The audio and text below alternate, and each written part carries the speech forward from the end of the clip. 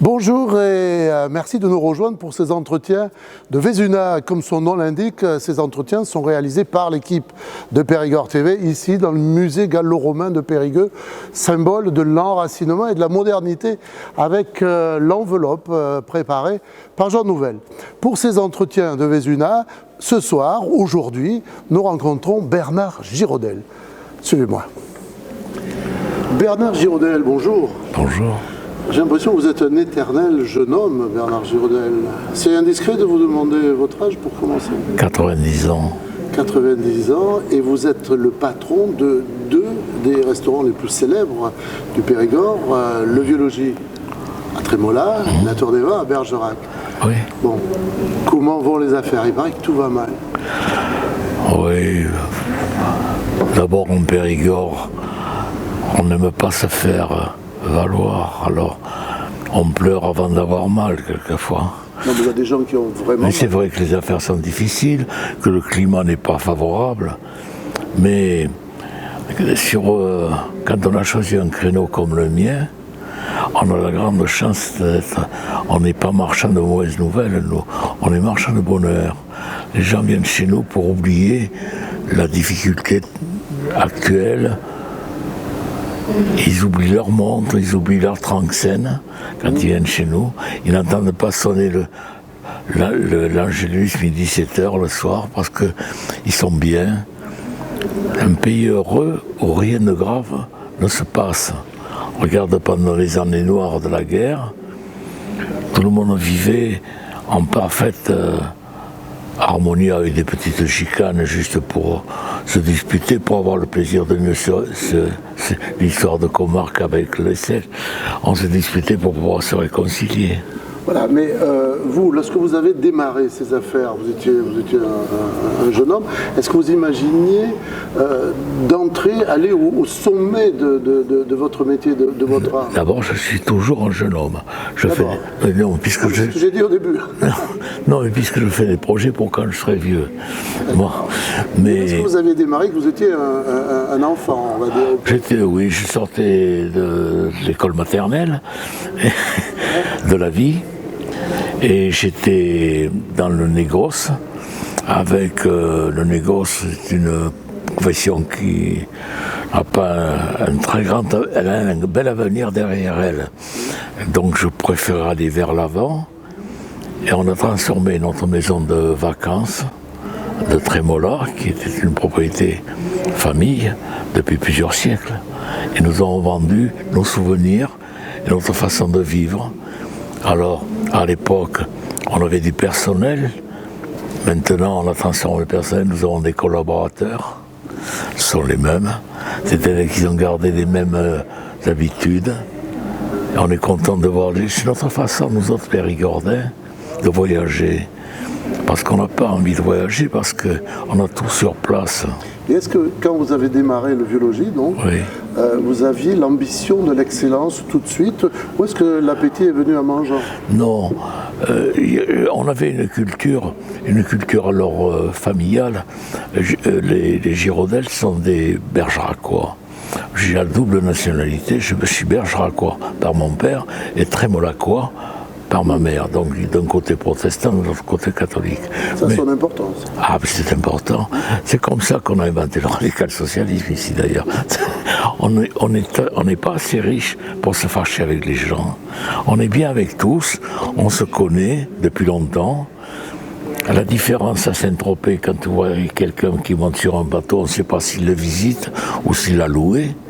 On ne sait pas s'il sort de prison ou il va y rentrer, ce qui arrive quelquefois. Chez nous, quand vous voyez le gars avec un vélo neuf, on sait que c'est le sien. Et c'est pas celui qui l'a emprunté ou volé. Alors revenons mais non, c'est ça le période. Je vends ça. Non, mais voilà, mais... ça se fait tout seul. J'allais dire, vous aviez l'ambition de faire de cette maison la première maison du Périgord. Non. Que vous êtes aujourd'hui. Non. Non, c'est les gens qui m'ont hissé à ce niveau, j'en suis très fier, mais je ne suis pas devenu orgueilleux pour autant ou prétentieux. Je pense que tous ici, c'est le pays de l'excellence. Simplement, c'est le faire savoir, se mettre un petit peu sur orbite. On aura peut-être l'occasion d'en parler aujourd'hui ou une autre fois, et toujours avec plaisir. Mais le Périgord ne se vend pas assez bien. Il mérite mieux que ça. Je me rappelle quand le président Floirat, que j'ai eu le plaisir de convaincre d'avoir la chambre de commerce de Périgueux, alors moi je m'occupais de celle de Bergerac, et il m'a dit avec son accent dont il avait le secret, j'arrive, écoute, il y a deux choses, il faudra qu'on ait une autoroute depuis Bordeaux, et puis il faudrait que la Dordogne s'appelle Périgord. Qu'on finisse de dire la Dordogne passe à Bergerac, et à Périgueux il y a la préfecture.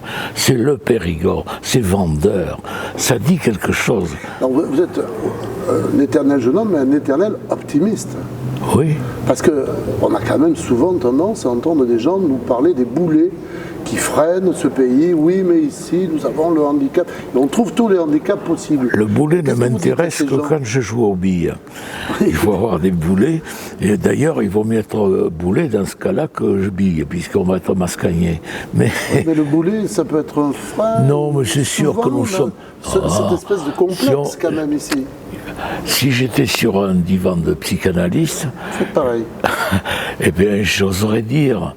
Mais en croisant les doigts pour que ça ne porte pas malheur, je dirais que nous avons tous un petit défaut. Je le dis quand on parle du succès que nous avons, parce que nous plaisons beaucoup les Périgordins. Mais non, mais pas que les garçons, les filles sont belles, la campagne, tout est beau ici. Et on ne s'en rend pas compte. On mange du pain blanc, tranquillement, on ne sait pas. Je me rappelle certains repas que j'ai fait chez des amis périgourdins. Or, c'était simple, c'est rien d'original. Mais qui arrive bien même où. Vous parlez de la Languedoc, évidemment. Oh, je fais semblant. Je suis content de... Oui, mais c'est une fierté, ça ou non, pas du tout. C'est pas une façon... Je suis content de faire comprendre que j'aime le Périgord et que je comprends le Périgord. Mais autrefois, si vous voulez, dans nos maisons, on avait des employés, des domestiques, qu'on a convertis en employés par la suite. Mais ces gens-là ne parlaient que patois. C'était... parler patois, c'était interdit à l'école. Donc, nos employés de maison nous parlaient patois et nous allions parler que français. Il fallait donc, j'étais condamné au bilinguisme. Je comprends le patois. Oui, mais aujourd'hui, on peut à la fois parler patois, donc être enraciné et être au top, entre guillemets, de ce que l'on fait dans son métier comme vous. Bien sûr que oui.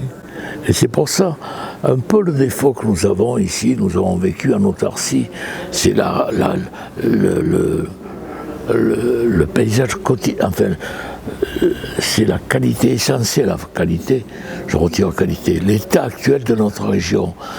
Nous sommes un pays où on a vécu en autarcie, la polyculture, on vivait intramuros entre nous, on se mariait avec la voisine qui avait un bout de terre, ça permettait d'agrandir la propriété, et il en est sorti de ça une sclérose. Moi j'ai connu des camarades de jeu à Trémola quand j'étais petit, qui n'avaient jamais été à Bergerac. Alors quand même... Donc vous leur dites quoi aux jeunes d'aujourd'hui? Osez, sortez, allez-y, foncez, c'est ça finalement, lorsqu'on vous voit à 90 ans, racheter un restaurant étoilé, le pousser pour qu'il aille encore plus haut. C'est un message encore pour plus les haut, ce gens sera qui mes suivent. successeurs qui... J'essaierai de leur donner quelques petites bases. On n'a pas de ficelle, on a simplement un peu d'usage. Mais mes aïeux Giraudel étaient aubergistes en 1689 à Bergerac, à la place de la Banque de France. Et des cinémas aussi, là-bas, rue des Cambres, c'était un couvent qu'ils avaient. C'était des écuries, on soignait plus les chevaux que les visiteurs. C'était une notion d'accueil élémentaire. Mes grands-parents étaient en hôtelier, savaient bien, comment ça s'appelle, émailler, pas émailler, étamer les casseroles.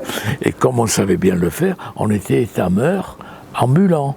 Oui, Non, mais je reviens à ma question. Aujourd'hui, vous êtes au sommet de ce qui se fait dans ce pays, dans votre domaine. Qu'est-ce que vous avez comme message à transmettre aux jeunes gens qui sortent aujourd'hui des écoles hôtelières? Le chemin n'est pas le même, mais qu'est-ce que vous avez à leur dire pour leur dire, mais n'ayez pas peur? Non, mais bien sûr que non, il ne faut pas avoir peur. D'abord, parce que c'est un pays qui donne confiance. Je pense aux banquiers. Contrairement à ce qu'on dit, mais les banquiers veulent bien vous aider à condition de comprendre comment les banquiers fonctionnent. Et souvent, les gens du tourisme qui pourraient retirer une substance de cette activité ne savent pas faire un dossier, C'est un métier. Alors je suis marchand, moi, par ma famille. Et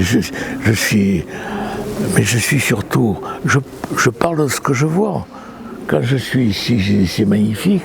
Regardez, c'est archi moderne. C'est linéaire, du bois, du métal. Pour nous autres Périgourdins, c'est antinomique. Et là, regardez l'élégance, la respiration que ça donne. Mais nous sommes capables de ça, parce que Jean Nouvel, c'est jamais qu'un Périgourdin.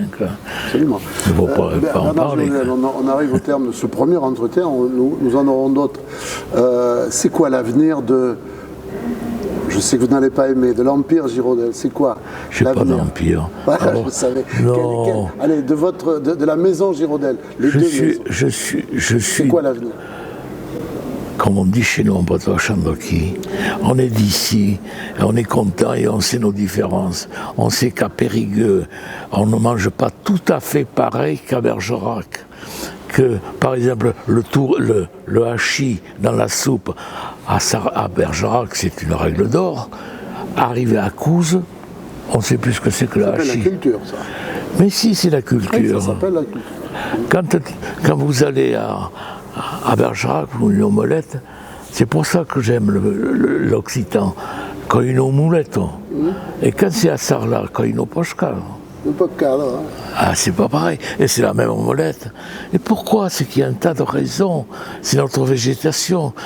On aime boire du Montbazillac avec du foie gras à Bergerac. Mais quand même, quand on était à Dorme, quand c'était une région vinicole, on buvait du vin rouge. On vous remercie en tout cas d'avoir passé ce moment avec nous. On se retrouvera sur cette même antenne de Périgord TV, pardon. On se retrouvera avec Bernard Girodel et d'autres invités. N'hésitez pas, vous aussi, à venir nous rendre visite de temps en temps. Oui, il n'y a que ça qui compte. Il faut savoir qu'en Périgord, les clés n'ont pas de porte. C'est pour que les amis puissent rentrer sans frapper. Les portes n'ont pas de clé. Non, bon, c'est bon.